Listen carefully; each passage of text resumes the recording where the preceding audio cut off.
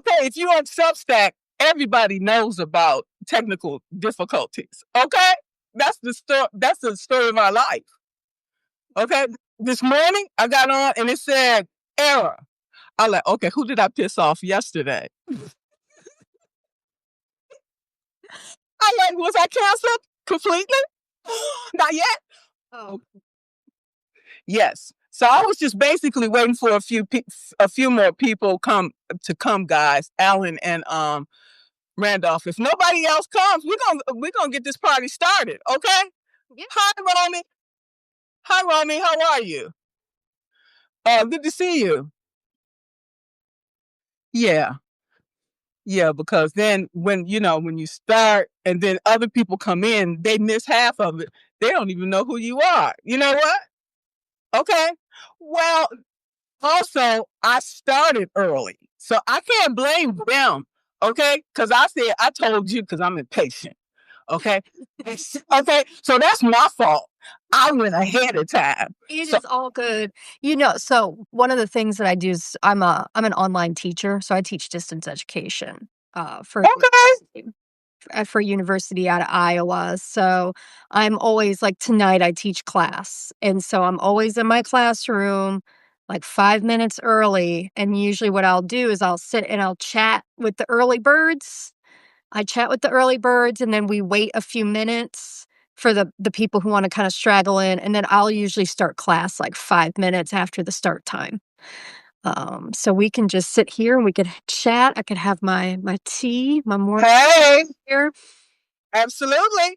Absolutely. While we're sitting here, do you guys have any questions? I don't want to give anything away until we wait until at least 4 more minutes. Give people an opportunity to come in. I can't blame nobody but myself because I said to you. You can blame me a little bit too because I still got that military mindset. 15 minutes early and you're on time. If you're on time, you're late. Okay. And I served in the military for 39 years. How long was you in the military? 11. That was long enough. One day is long enough, honestly. Yeah. I wanted to make it to 20, but the universe had other plans, so. Yeah, I wanted to make it to 40, and the universe had other plans, okay? So when you got a group of people who don't want you to succeed, it's like, okay, that means that there's something else for me instead. Because things should not be that difficult, okay?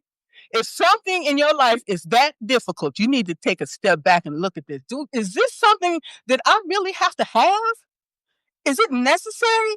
When you balance it out with all the troubles and everything else you go through, it's like, no, it's not weighing up. It's not weighing up.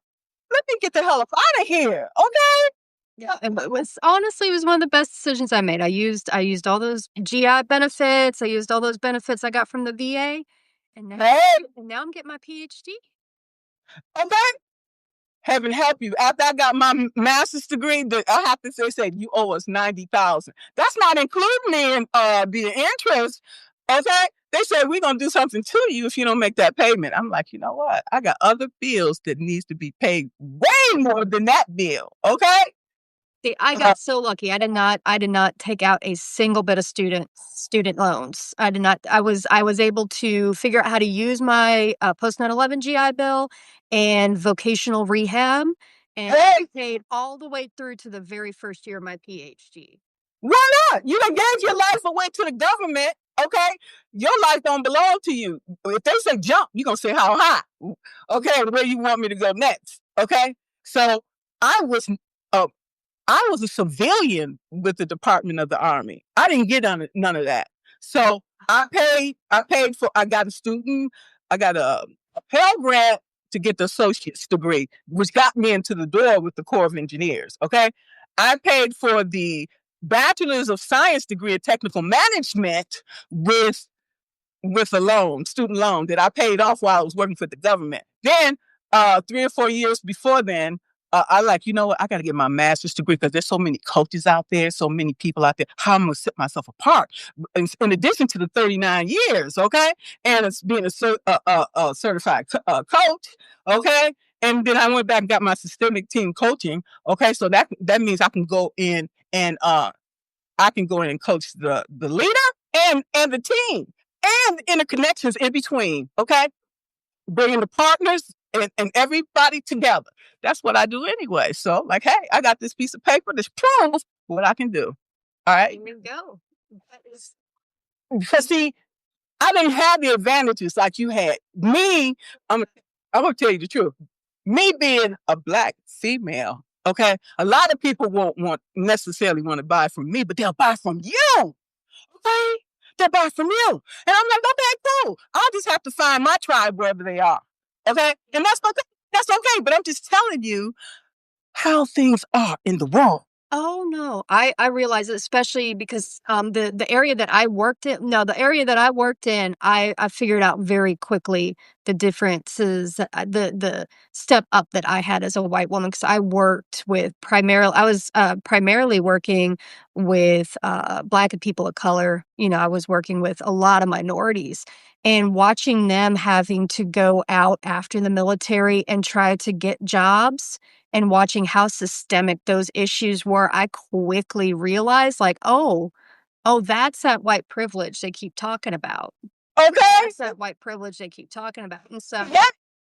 yeah, I don't know from experience, but I watched it happen. I watched it happen in real time to people who had excellent records, who had excellent education, but it was the moment that they saw specific names on that resume or a specific person showed up and the way they looked, and all of a sudden, oh, I'm sorry, that position's already been filled. Of course. How convenient. That's what they told me after I got my associate's degree. I went in with the National Oceanic Administration. I went in there. I applied everything.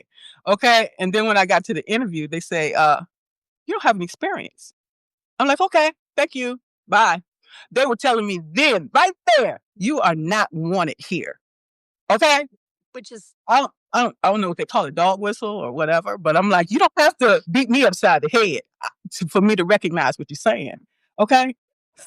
yeah, that is so ridiculous. And it's so ridiculous because you don't know how much talent, how much intelligence. They don't care. But they don't They care. don't care. You know what? And I wouldn't fit in there anyway, because I'd probably be the only one and I'll be the one poked and prodded and everything else. So we're going to get this party started because the time has started and this train has left the building or left the dock or whatever, boat, whatever. All right, here we go. So everyone, this is Natasha Durand, okay? And she's a writer. She is a life and wellness coach, PhD researcher who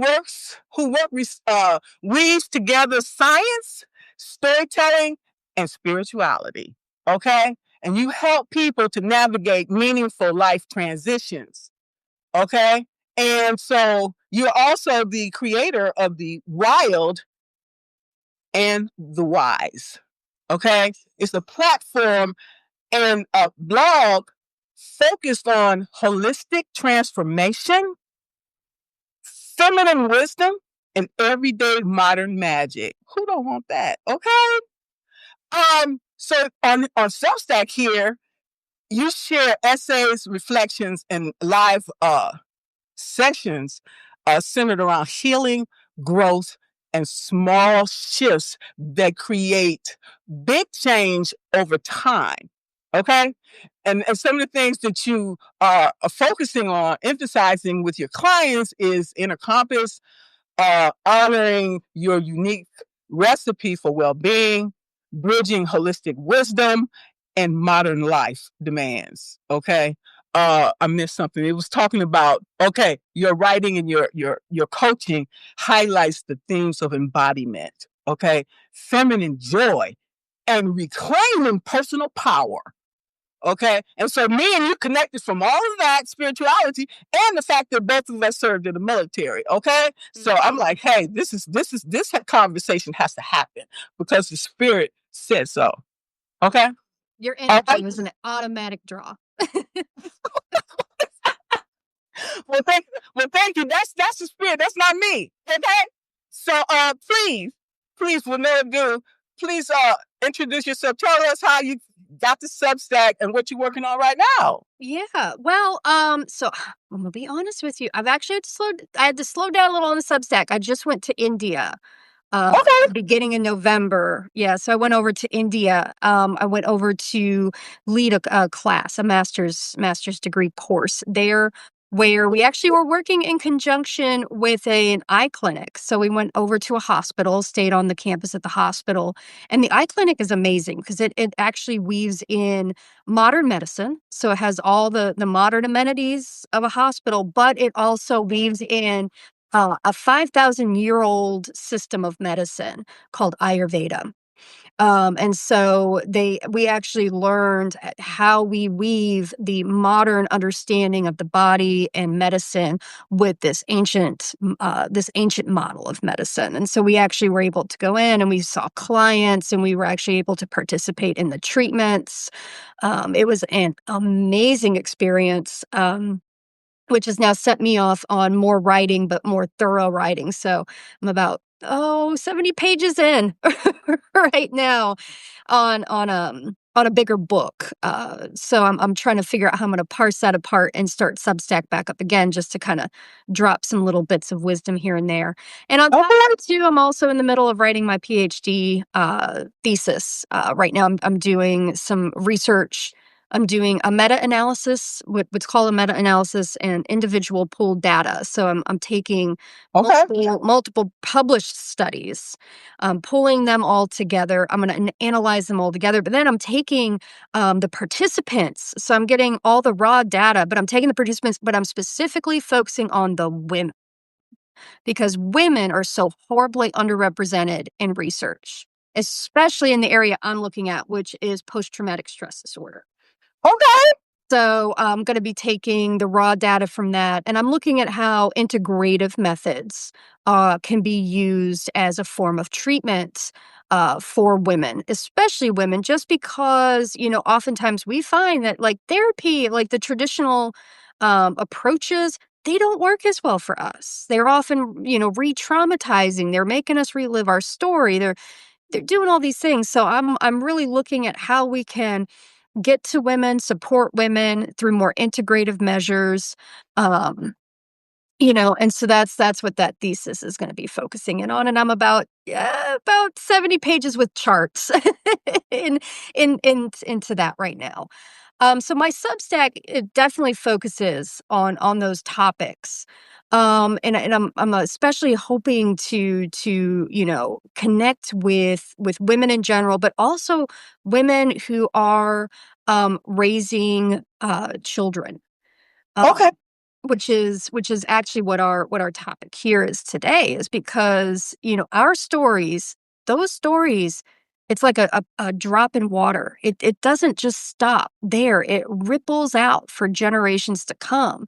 And a lot of research has pointed to how those stories can be felt generations later when we're very far removed from where that original drop started. Okay. Go on. Yeah, so my interest comes into play mainly just because of personal history. I'll be honest with you, it's where all research starts, right? We all have a story, and researchers are always, it's usually our story that gets us interested. And so my story is interesting for myself because, there were a lot of things that I was born with. I was born with psoriasis. I was born, I was a little on the anxious side. I would always go, I was the worrier. I was always the fixer in the family Mm. from the start, and so my interest started there because I noticed the same tendencies with my own daughter. And I'm sitting back and I'm like, why? Like this, like my kiddo, I've like made sure my kiddos, like, they got a good life. They're spoiled. They're self-admittedly spoiled, right? Okay. So I'm like, why? Well, and I got to looking into it, and what we have found and what research has found is that our genetic code can be turned on and off by a lot of different environmental factors. But these environmental factors are even factors before we were even conceived. So these genetic factors are actually playing a role right now on the egg and the sperm. So even the egg and the sperm, they're responding to what's going on Okay. in the world right now. Wow. And so when the two meet and they make a baby, that genetic information gets carried along with them. Makes sense. And so then that genetic information, it kind of says, well, oh, you know what? We were conceived during a time of war. Our parents were in war. They were facing famine. They were facing consistent stress. And so what we've noticed is those children later on exhibit certain traits. One of the biggest studies was on a Dutch population. So there was actually a town during World War II Okay. that had been hit by a horrible famine on top of being in the war. Horrible famine. And so they noticed that generations later, like in the 1990s, the grandchildren of the people who survived this famine, they could not lose weight. Wow. Horribly overweight, could not lose weight. And they were like, why? And so they actually took a look at the family line and they found out these were the children of the survivors of this famine. And they started to look at their genetic makeup, like their genetic code, and they realized they had certain genes that were expressing that were holding on to the fat because their body was saying, we've survived the famine once.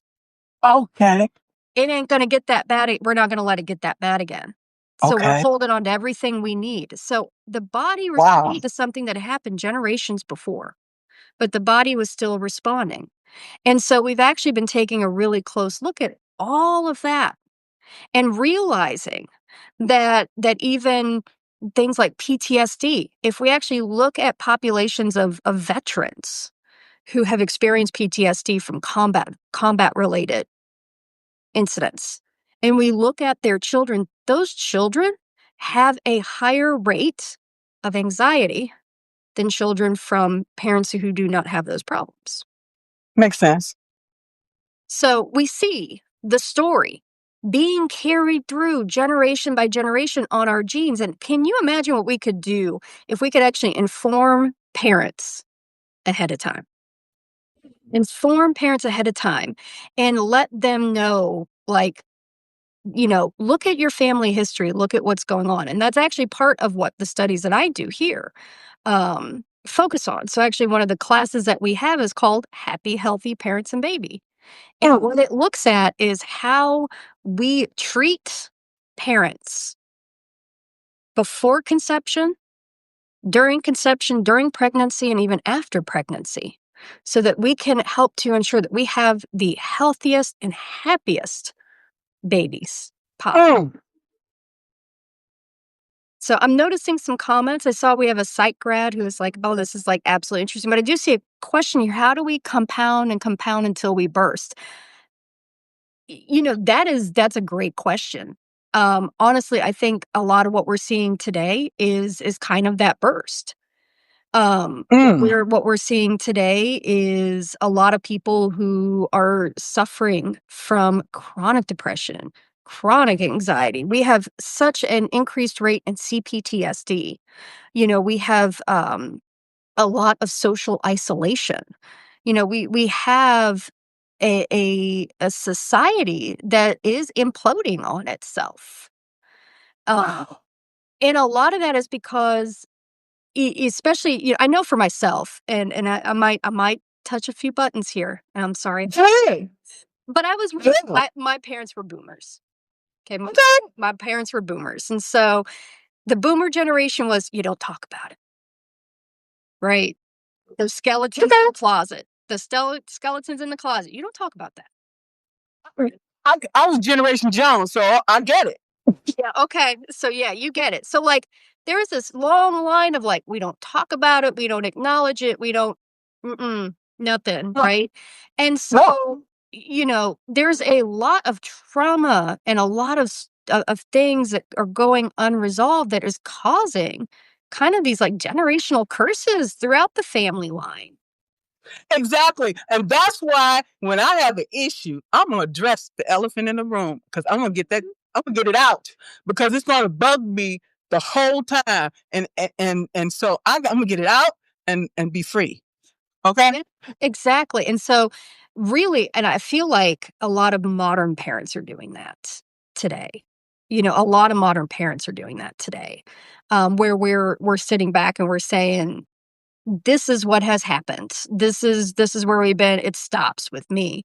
And, I think with that mindset and with education, with an understanding too of the traumas that they're dealing with, the anxiety that they have that they don't know in the middle when they're laying in bed in the middle of the night.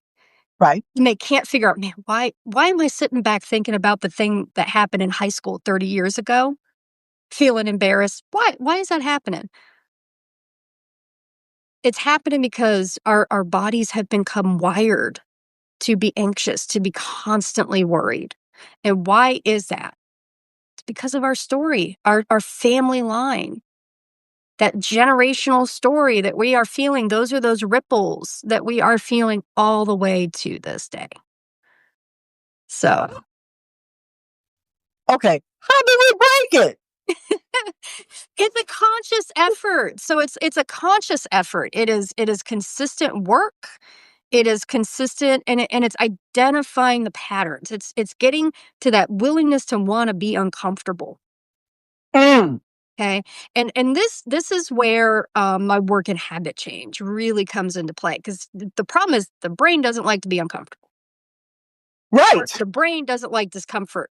So the brain likes being happy. So the brain is going to look at ways to get those dopamine responses. So there's certain happy chemicals, right? Yes. They're very specific happy chemicals. We got dopamine, we got serotonin, we got oxytocin, we got norepinephrine, right? So the norepinephrine is what we know as runner's high. Okay. So oxytocin, I almost said oxycontin. That's the wrong. That's okay. I don't want that thanks. Oxytocin is when we're touched, when we're hugged, Yes. that initial contact. So serotonin and dopamine are the most common, though, for us. That's the easiest to access. So serotonin is when we're feeling like we are on top of the world. Mm. When we're feeling like we've got a leg up, like we are. And then for some reason, my computer's deciding to. Oh, there we go. No, it's still doing it. My computer decided it's going to record what I'm saying for some reason. So serotonin is when we're on top of the world, we are feeling like we have got everything, we are doing it. Dopamine is the reward system. Okay, so when we get that award at work, or when we reward ourselves for a job well done, happy dance, whatever, dopamine's released. Our brain is consistently looking for ways to get those, for that initial hit, right? Right. And so Right. when we change it up, when we get uncomfortable, okay, when we start to dig around for the skeletons in that closet. Here the closet go again. Mm-hmm. But our brain sits there and it's like, I don't like this. Okay. Why? You're looking for a way out. You're looking for a way out. Like, I got to get out of here. Absolutely. It's looking for a way out. It is looking for a way. No. We want to be happy. We want the happy chemicals. I don't want to be stressed out. I don't want to release that cortisol. We're already stressed out enough. And that's a whole other issue, right? Our bodies are constantly stressed out. Whether it is sitting in traffic day to day just to get to a work that we are not exactly in love with, or it's paying bills, or it's wondering how we're going to get kiddo through college, right? We're constantly stressed out. So our brain is automatically like, no, this is stressing me out. We have enough of that. So how do we overcome that? That is the biggest question. How do we overcome that? So, well, temporarily, I'll go to McDonald's, or I'll go and get a bottle of hot chocolate, or I'll take these pills. That is not actually, the McDonald's is not a horrible idea. Oddly enough, it is one of the things that I suggest to any of the clients that I work with, the students that I work with. I tell them, I say, hey, here's the deal. Here's the deal. What you need to do is, a lot of times people are coming in and they want healthier routines, healthier habits, right? So, right. What they're wanting to do is these things. And I say, okay, eat the salad. And if you eat the salad 3 or 4 times out of the week, what's your favorite snack? And I'll be like, "Oh, man, I love a good Snickers bar." I'm like, "Then if you get to that goal, head on over to the grocery store, grab a Snicker bar, and just eat that Snicker bar and be like, 'I did it, good job for me.'" And they look at me like I'm nuts.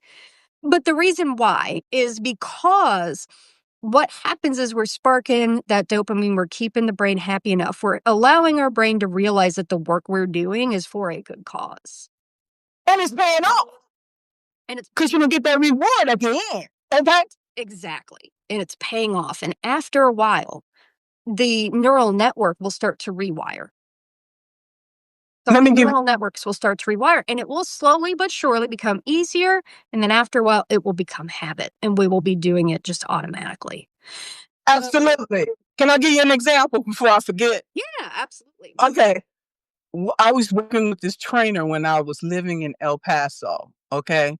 So what agreement we had, I was going to eat clean for 6 days a week, and I was going to give myself 1 day to treat myself to whatever I wanted.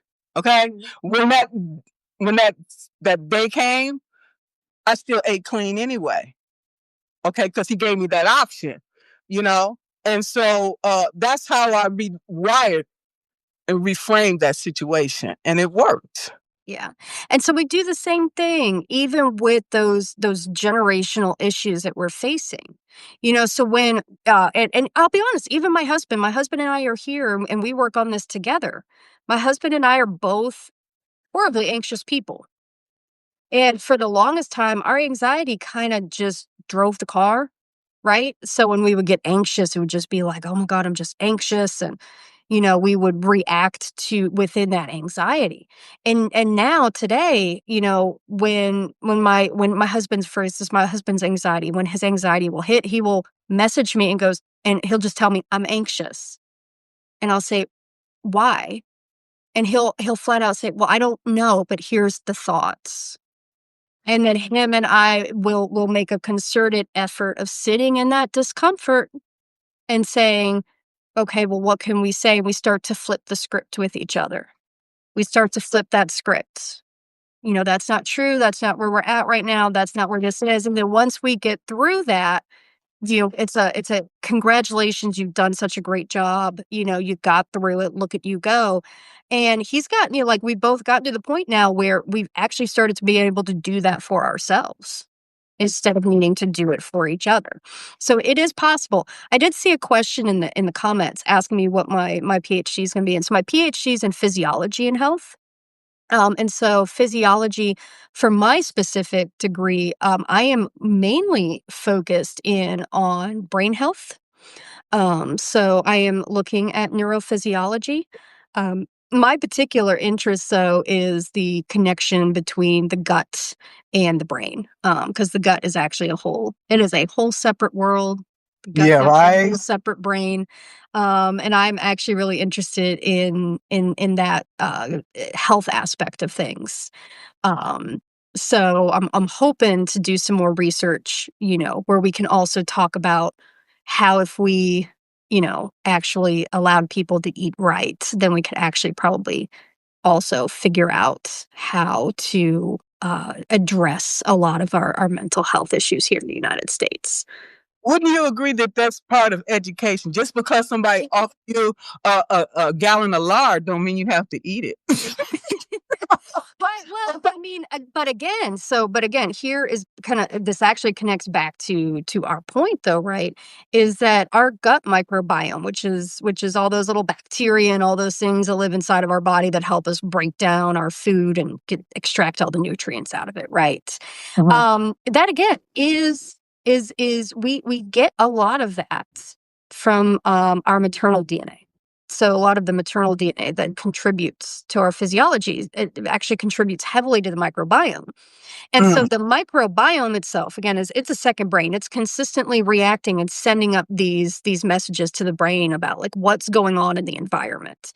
One of the interesting things that we have found, though, is that when there's what's called gut dysbiosis, which is when basically it's when that whole community of bacteria are completely out of balance. The bad bacteria are dying out. The bad bacteria are taken over. And yes, it is. It's a lot of feed me sugar, feed me salt, feed me all the things that we crave, right? And what we have found is that when we have higher rates of this imbalance in the stomach, we also have higher rates of PTSD, depression, and anxiety. Wow. One researcher, she was actually working in a psychiatric unit, was working with people who had schizophrenia.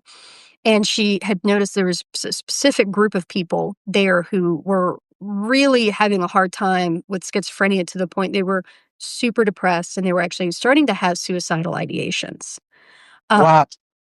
Horribly depressed. But the one thing she kept noticing that there was a similarity between all of them, and that similarity was they had horrible halitosis.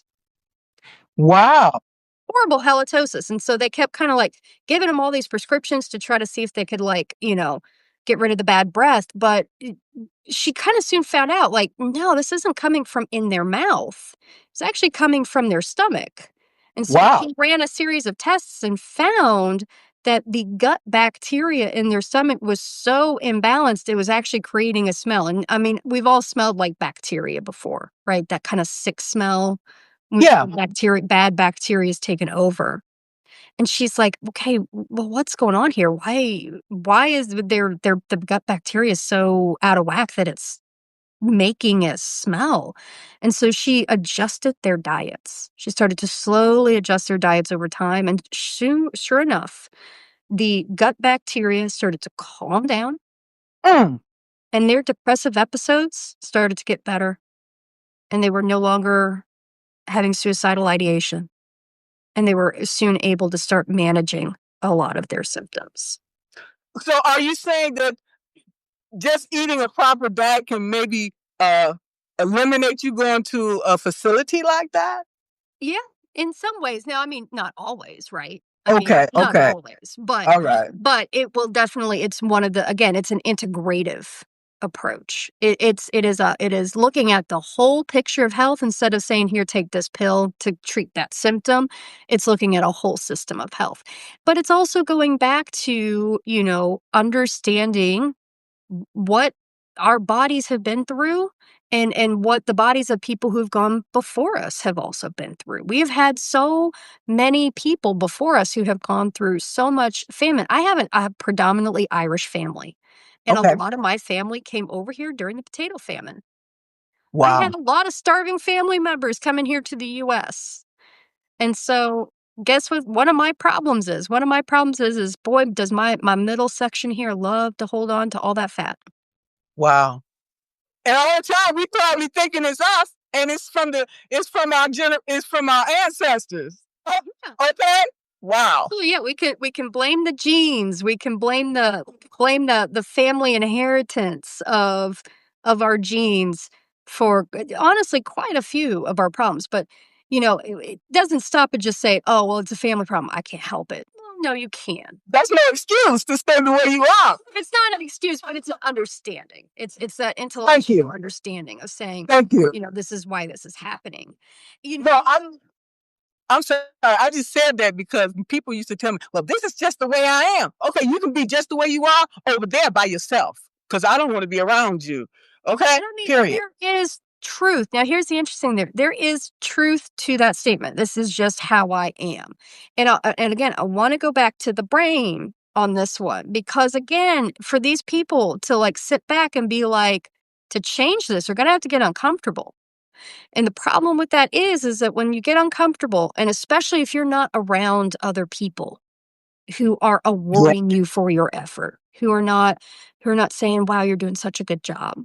Wow, we're so proud of you. When you are not having that internal conversation with yourself of saying, you're doing a good job. You deserve this reward. You deserve to be praised. You deserve to be loved. When we're not having that conversation with ourselves or other people are not having that conversation with us, our body gets stressed out. And what happens when our body gets stressed out? Well, we have the fight or flight response. Everybody's heard of it, right? Yes. Well, what does the fight or flight response actually do? All right. Well, a long time ago, I'm going to say as much, evolution kind of sucks because it doesn't change very quickly. Okay. Does not change quickly at all. Long time ago, the fight or flight response was the whole idea of oh crap, I'm about to be eaten by a saber-toothed tiger. And so the fight or flight response would kick in, would give us a burst of energy so that we could run away and survive another day. But the idea was we got out of the stress, we got out of the danger, and we returned back to balance, homeostasis, right? Then we can go on and live a happy life. Yay. Yes. Not like that anymore. Mm-mm. But we're constantly stressed, right? Everything is stress. Life itself is a stress. Yes. But our flight or flight response has not responded to that yet. It still has the same idea of, oh my God, I'm about to be eaten. I've got to survive. And so what does it do? Well, it starts to shut things off. Mhm. Fight or flight response shuts things off. It says, well, to survive, I don't need an immune system. No sense in fighting off the flu if I'm not going to survive tomorrow. So I don't Yeah, that's need true. an immune system. Okay. It does shut down certain parts of our digestion. But the most important thing is after a while, it also starts to shut down areas of the prefrontal cortex. So there's this area of the brain that's right here, right at the front. Okay, the prefrontal cortex. The prefrontal cortex is the area where we make logical decisions. Okay, so if you're on a diet, for instance, the prefrontal cortex was what goes, I should eat the salad instead of the Twinkie. Okay.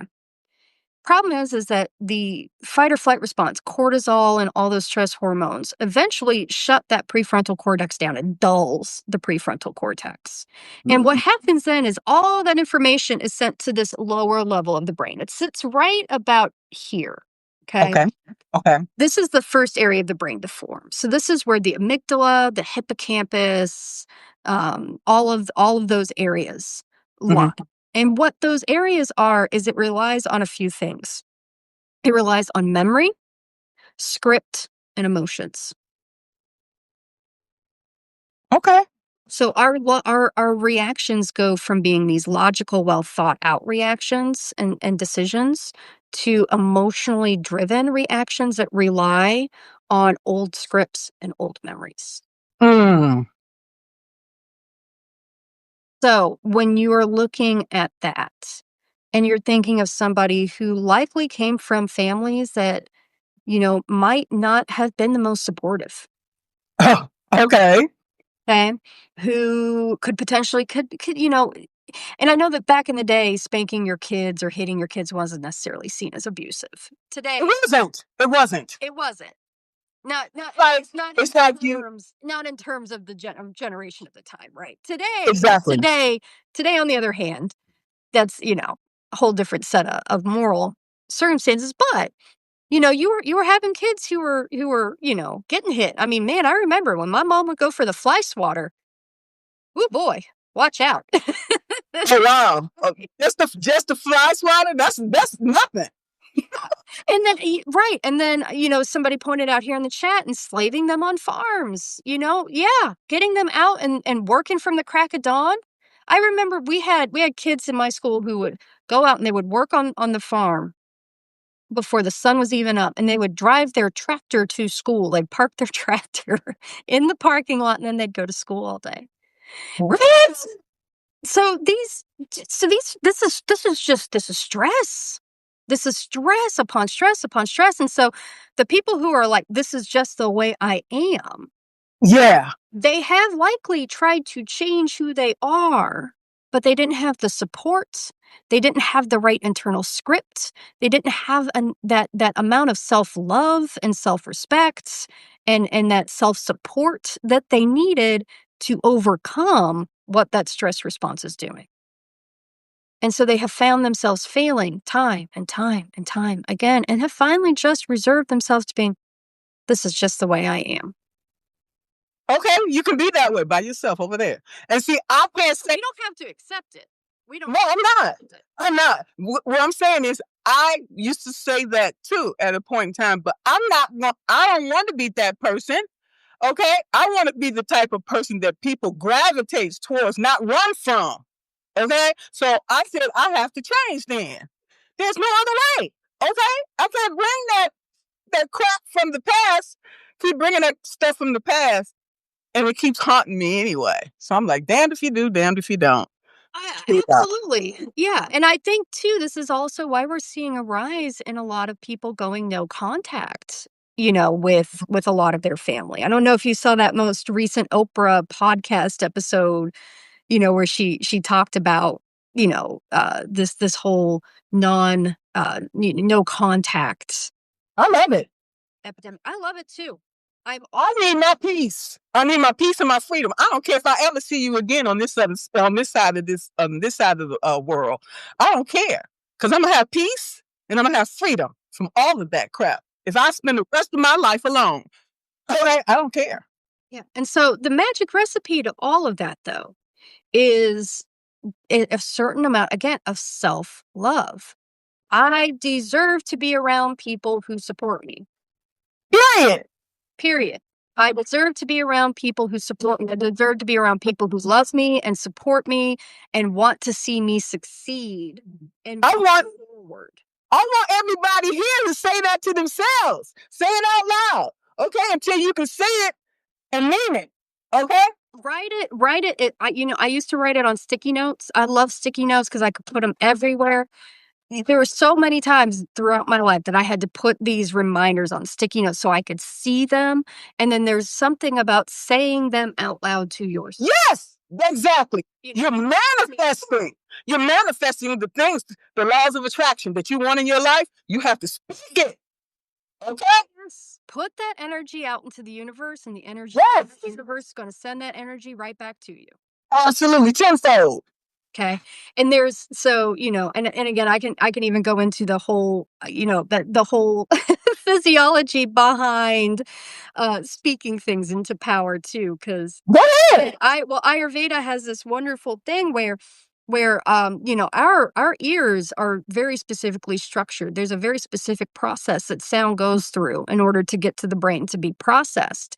And again, Ayurveda has seen this. So these super smart dudes, they went up, 5,000 years ago, went up on a mountain in India and had a conference and came down and kind of taught everybody, like, here's what we've noticed in the world.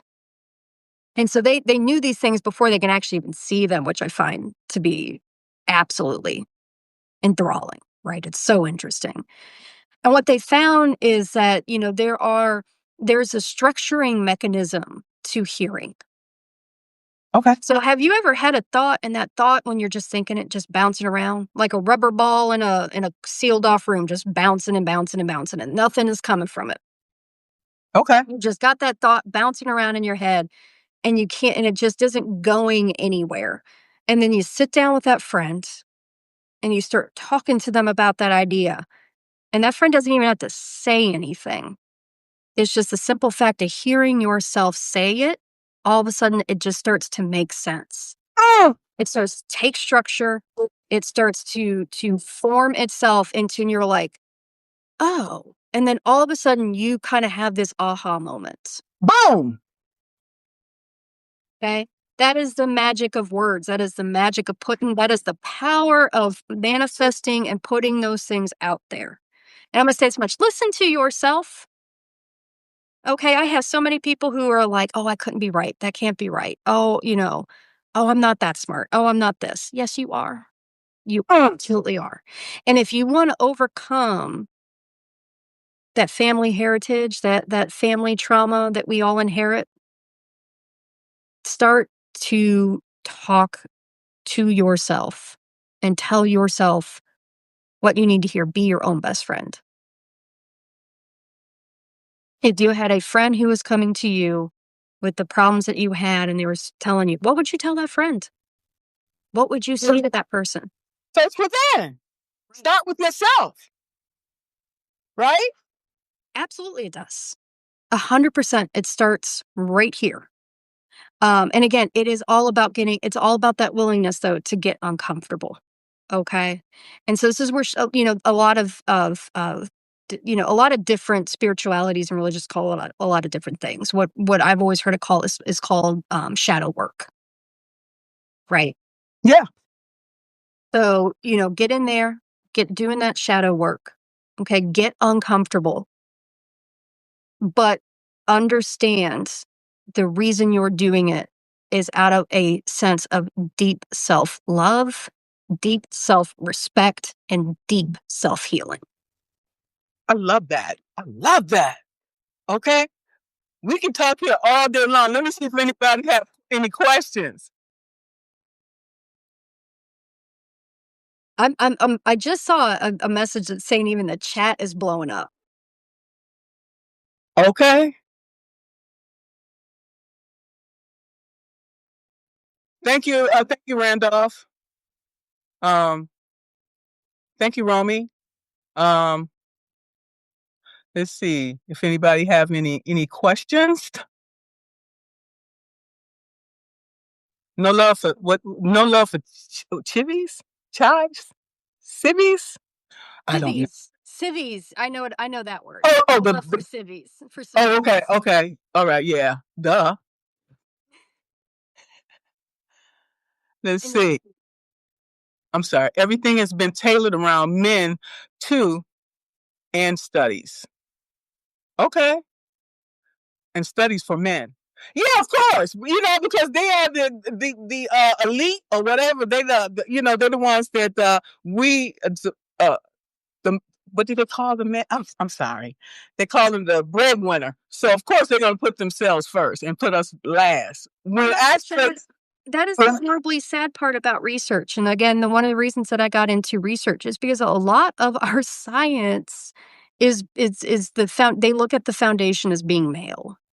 Of course. It's the foundation of everything being men. And so our research, even our research in mental health, is all mainly based off of experiences of men and symptoms of men. And women, we don't experience these things in the same way. And we don't respond to treatment in the same way. No, we don't. One of the reasons that I got so interested, because to be honest with you, I feel like women especially really carry the bonds of a lot of that familial trauma with them a lot more heavily than men. I feel like oftentimes it's really carried through that maternal line. And so I really do feel like if this world and if this planet is going to heal, it starts with the women.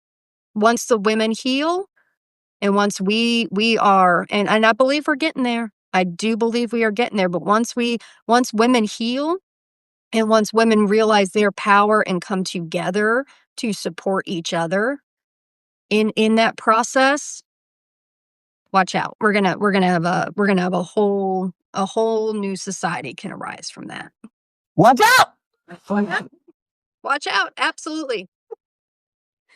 What did Randolph say? Randolph said recently researched the female egg in the womb possess an incredible intelligence that chooses the best sperm.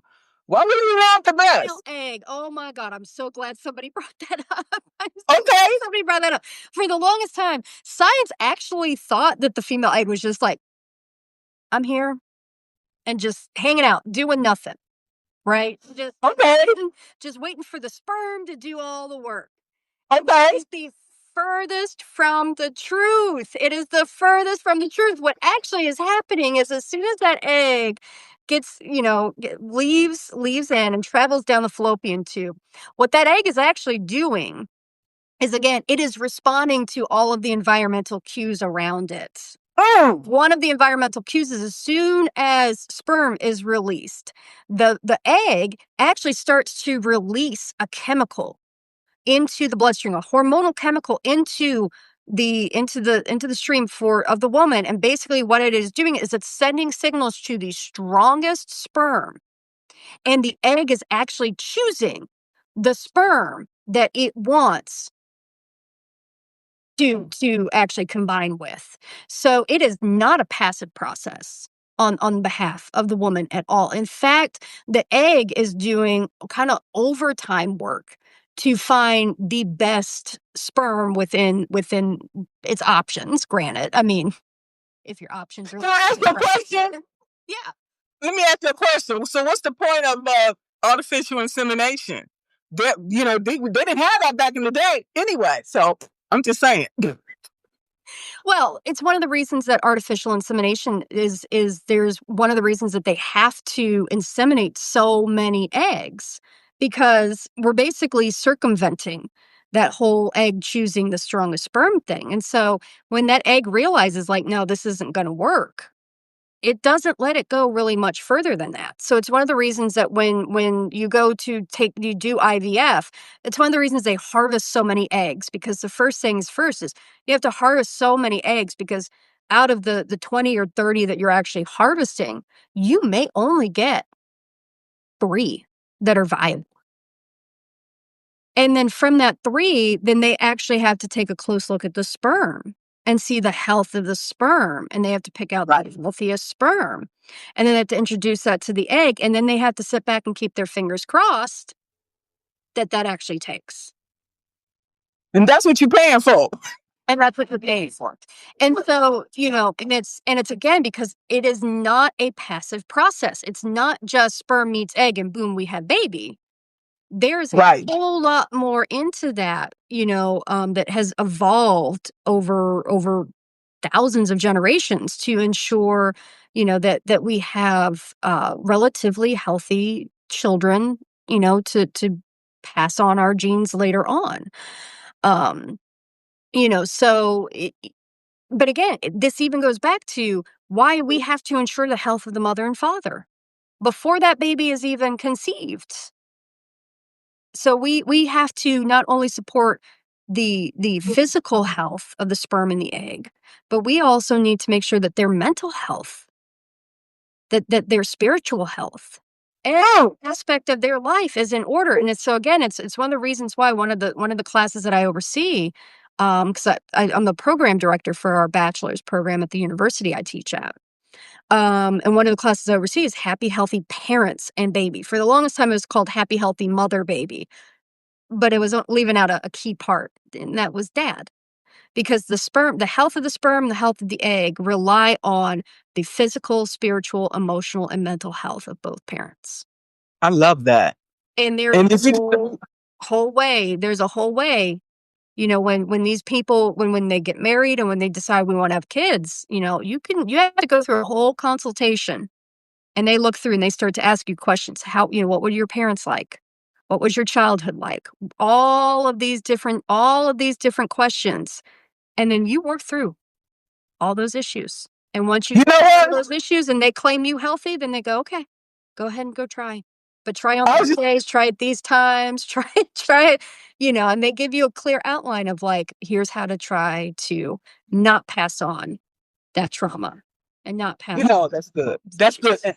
That's good. But before we get to that point, we need to ask the person that we see as our prospective partner these questions. So, and then if you start seeing things in their history, like maybe you want to rethink marrying this person, okay? Because all this trauma and all this stuff, you're going to bring in, all this is clearing their ancestry stuff on top of your baggage. You want that?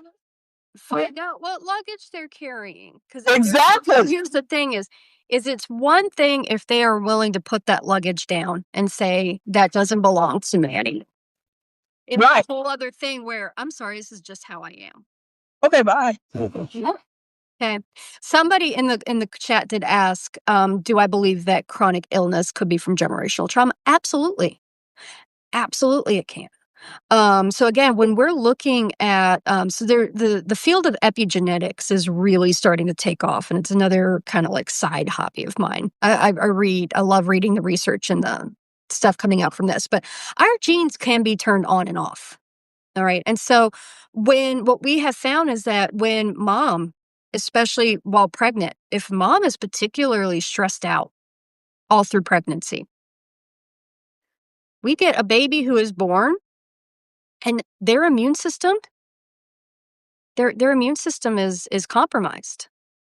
Babies come out and they're already anxious. They are already responding to an environment that they have not necessarily directly interacted with, but they are already responding to an environment that they have gotten messages about what this world is like. What I'm going to need to survive it. And like I was explaining before, when your body is consistently stressed out, when you are chronically stressed, you're chronically getting a lot of those stress hormones released into your system. And that compromises your immune system. It compromises your digestion. It compromises all those levels that are going to help to keep you healthy. And so we see a rise in inflammation. We Yes. see a rise in leaky guts. We see a rise in pain and mental health issues. We see a lot of rise in a lot of these issues. So absolutely, a lot of what we deal with is due to a lot of what happened before us. Yeah, So, right. we just have to, again, we just need to be able to recognize it and say, yep, that's what happened. And now here's how I fix it. Here's how I address it. Let me say this. What's her name? So I said that she said I'm getting my CDTSPD okay diagnosis right now. Oh, CPTSD. Yeah. So complex PTSD. So complex PTSD, yeah, for those who don't know. So there's PTSD, which is like you have like for myself, I have PTSD. I when I was in the military, I had an electrical panel blow up in my face and I spent a year in a burn rehab unit. Okay. So I've got PTSD.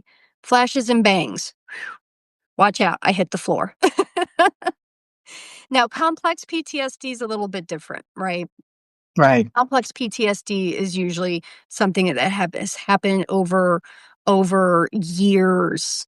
It starts in can start as early as in childhood. It starts uh, it happens over quite a long period of time. It's not just one event, but it's a whole complex situation over time that consistently repeats itself that ends up developing into PTSD.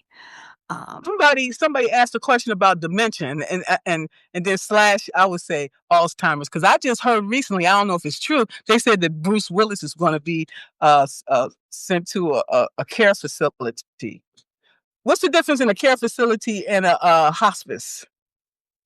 I don't I asked you three questions. My bad. Probably how rich you are. Oh, well, that explains. That's why I don't know. Yeah, probably the difference between a care facility and hospice is how rich you are. Okay. All right. I don't know if they're basically one of the same because he's been living at home ever since he was diagnosed. So, Yeah, yeah, and so I don't know what the question was around dementia and Alzheimer's. That's a really complex problem. They're not 100% sure. There's a lot of things, that they have identified that play roles, including genetics, as well as including just kind of overall health of the individual through their lifetime. There's some risk factors and things for Alzheimer's, but that one I can't speak on. It's not one I'm more focused in on. Again, my area of focus is mainly depression, anxiety, and PTSD. So the Alzheimer's one I can't honestly comment on. I don't know enough about it. It's a very complex issue. yeah, right. And I know one of the things tied to it is like the amount of sugar that an individual, intake on a daily basis. Okay. And these things, what we eat affects our overall health. Everything is interconnected. Yeah. Mind, body, and spirit. Sorry. No, you're 100% right. All three of those areas, but I see a comment here, that I do want to put in. Sure. I want to touch on it very lightly just because being a white woman, this is not something that I can directly speak on. But I will say that, even the slavery that we experienced here, that a lot of Black Americans experienced early on in the creation of this country, their ancestors are still very much feeling the impact. Very much feeling the impact. It is definitely, those traumas are most certainly passed down through family lineage, through through our genes. But we see this outside of, outside of even these contexts. We see this in a lot of the children who survived a lot of like the Eastern European wars. If you look at like Slovakian children, a lot of the children who, again, were not directly impacted by the wars in Eastern Europe. These were people who they weren't even pregnant yet. They just experienced the war. They went through the war. They got out of it during peacetime, ended up getting married, ended up having children. Those children were still born, and they were worried children. They were there were obvious, there was obvious impact from that experience, what the parents experienced, that was passed down to those children. So if we see direct correlation like that, can you imagine if we actually were to look back at generations? Yeah, look at the what happened with the Jews. I mean, with the concentration camps. Like, we were slaves. We were also they hung us from trees. Okay, and the Chinese. They came in, helped to build the railroads. How they were treated. And we look at living on stolen land. How the Americans, even American Indians. yeah, Native Americans, even with the Trail of Tears. And we actually are seeing even the fallout from that today. We are still seeing the health impacts of those decisions today on Native Americans today. It's one of the reasons that they have some of these very specific health issues that they do. They have a higher rate of heart disease. They have a higher rate of diabetes. And it's all because of what happened to their ancestors. Their ancestors were completely uprooted from their land. They were driven through, trauma that I can't even begin to imagine. Me neither. And then plopped off in these barren places, where they had to rely on whatever the government could do. And yeah, alcoholism. Alcoholism is another one. And alcoholism does actually change the physiology, and again, and that is felt through generations.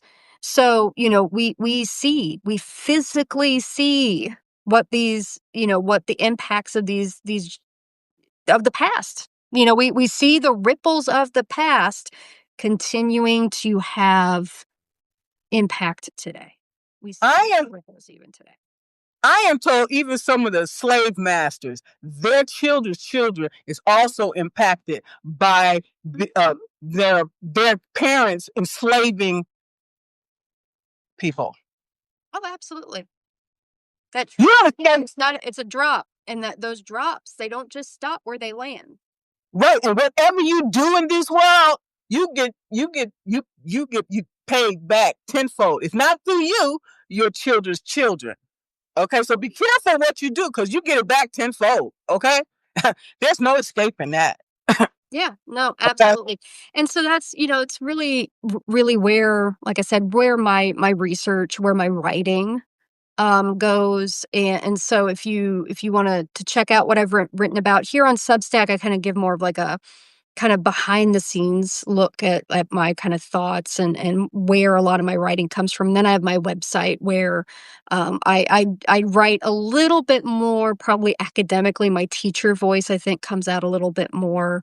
But I've got quite a bit up there right now. Like I said, right now what I'm working on is the book that I'm working on is particularly on this topic. And, I'm looking as far back as kind of like the Victorian era where where when we had children working in factories, and we had, children who basically the minute that they were born, the minute they could stand and walk and talk, they were treated like a mini adult who was supposed to go out and earn a living, and the impacts that we're feeling now from all of these things. Right? That's one of the reasons why they passed that law. Children can only work starting at 16 or 18. And we have lawmakers today trying to dismantle those protections.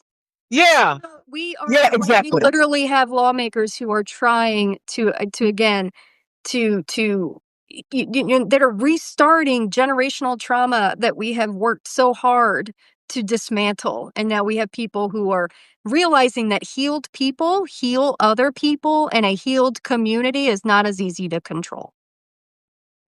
Yeah, right. And so you're going to traumatize the kids, right? Take us back to the 1929s, and you're taking all the safety out of it. You're getting rid of all the regulation, and so you're going to have more accidents out there as a result, because people are going to be turning their head. I ain't seen nothing, and that's your kid. Yep. So they would prefer to pay the kid versus paying us, because they say the parents they want too much money, so we will pay the kids $8 an hour. I know what's next. Okay. Oh yeah. And so that's what I'm focusing on right now. So I'm getting, I've started writing that, and I'm trying to work through now how, now that like I said, now that I got back from India, and again, even in India, you still see the residual trauma that is, from the time of British rule and from partition, especially.